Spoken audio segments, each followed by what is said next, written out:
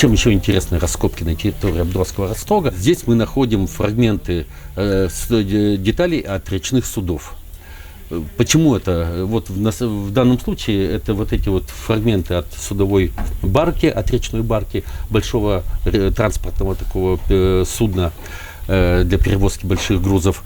Его использовали для строительства церкви Василия Великого, и детали использовались в том числе под фундамент. Вот эти вот фрагменты судовых деталей были использованы под фундамент, под углы фундамента церкви.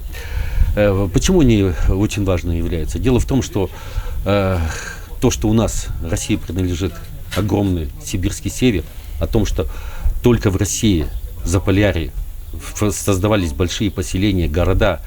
В 17 веке была построена Мангазея, был Березов, была Новая Мангазея, был города Среднеколымские, другие.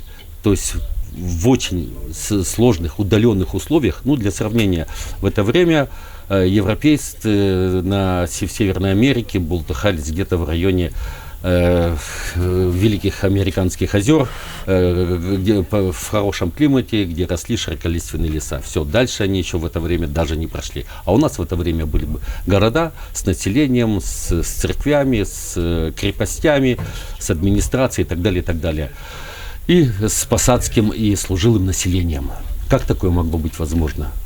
И вот, любое вот постоянное поселение, администрация, это значит, что уже территория точно освоена и вошла в состав большого государства. Такой феномен получился в том числе и благодаря вот судам, от которых остались вот эти небольшие останки. Почему? Чтобы содержать население в такой удаленной местности, нужно большое количество грузов. Потому что по зимнему тракту на лошадях не доехать, на оленях много не перевезти, поэтому все продовольствие, снаряжение, всю систему жизнеобеспечения можно было содержать только благодаря северному завозу на судах. По рекам, по прибрежным акваториям вдоль северных арктических морей. Для этого нужны были уникальные, простые, в том числе недорогие суда, потому что плавание в северных широтах очень сложное, реки очень изменчивые, период навигации очень короткий, в морях ледовая обстановка, суда должны были быть и очень простые, и очень надежные, и очень недорогие. И эта проблема была решена. Русские изобрели единственное в мире морское полярное судно «Коч» и целую серию самых различных речных судов для перевозки большого количества грузов. Для примера, хотя бы даже население северного города постоянное в 1000 человек, представляете, сколько грузов надо привезти для того, чтобы оно содержалось целый год, потому что навигация очень короткая. В чем их простота и в чем их даже было преимущество перед европейскими судами? А было и преимущество, например, ни Баренц, ни голландцы, ни англичане тоже пытались пробиться в Арктику, тоже попытались пробиться, найти по Северному морскому пути путь в Китай, но дальше Карских ворот они пройти не смогли. Баренц вообще замерз в ледовой гавани, там и оставил свою жизнь. А русские в это время спокойно плавали, делились продуктами с экспедицией Баренца, выдавали ему даже одеяло и плыли дальше спокойно. Почему русские суда могли проплывать, а европейские суда не могли проплывать?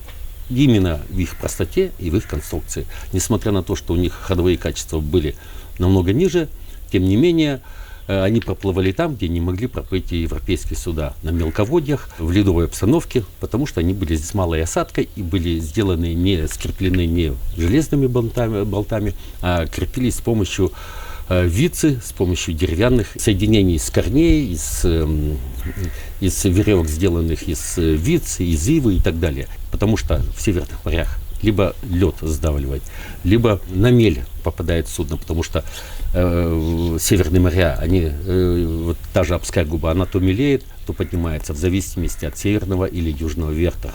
Неожиданно можно остаться на мели, судно под своим давлением себя самого раздавит. А вот судно, сшитое вицей, не раздавит. Оно как корзина, мнется, но не ломается.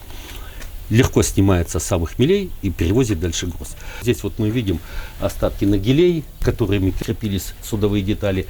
Они двигаются, мнутся, но не ломаются. Они не такие жесткие в соединении, как, например, болтовые соединения, которые появились позже. Ну, как они выглядели?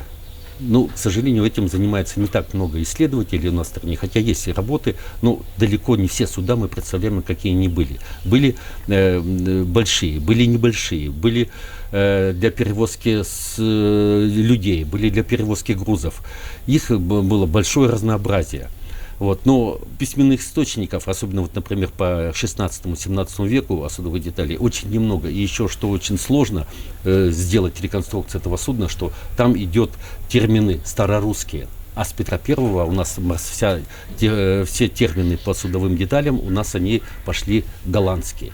И современные судомодулеры не могут перевести, что же там написано. Они не понимают, что такое дерево, что такое перешва.